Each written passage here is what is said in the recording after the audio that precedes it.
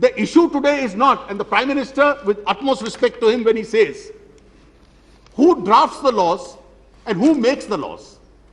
Has anybody in this country ever disputed that it is the authority ultimately of the sovereign parliament to make the laws? Nobody has disputed that.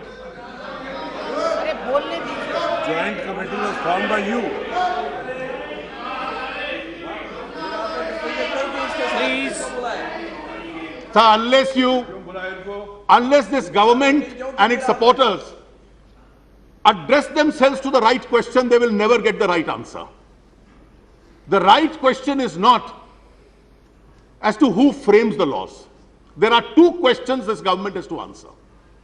The first is, does it have a political will to fight corruption? When the Prime Minister says he has no magic wand, you don't need a magic wand. You don't need magics to perform in order to fight corruption. All you need, Mr. Prime Minister, is a political will. The whole country will support a Prime Minister who says, I have the authority, I have the stature, and I have the moral stature to fight corruption. What is the kind of idiom that we are seeing in the last few days? Political spokesmen are being used literally as hitmen. That's the new role they have to adopt. You pick up those crusading for probity in public life and unleash a series of political abuses on them. You start making allegations against them. Is that the level to which you have brought the level of political debate in this country? And then you stand up and cry before 5 editors with a sense of helplessness and say, these are compulsions of political alliances and coalitions that I am unable to take action. Is that the answer that you have to political corruption? Smugness, Mr. Prime Minister, which has become a character of this government. Arrogance of power, which has become a character of this government, is not the methodology by which corruption can be fought. Power is not immortal. The more arrogant you are, the earlier it disappears. Please bear that in mind.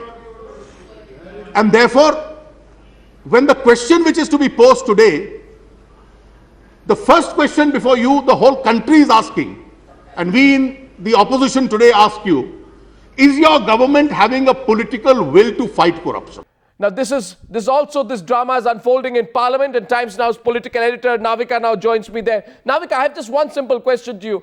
You know, as we are seeing these pictures of what's happening outside Tihar, outside Chhatrasal, outside the entire country at this point of time, has the Prime Minister made a grievous mistake by taking on Anna Hazare directly? Because as Arun Jaitley said today, this entire attempt to try and make it a fight between Parliament and civil society has already failed. Arun Jaitley says we are not going to bite your bait as far as trying to make it a fight between Parliament and civil society is concerned.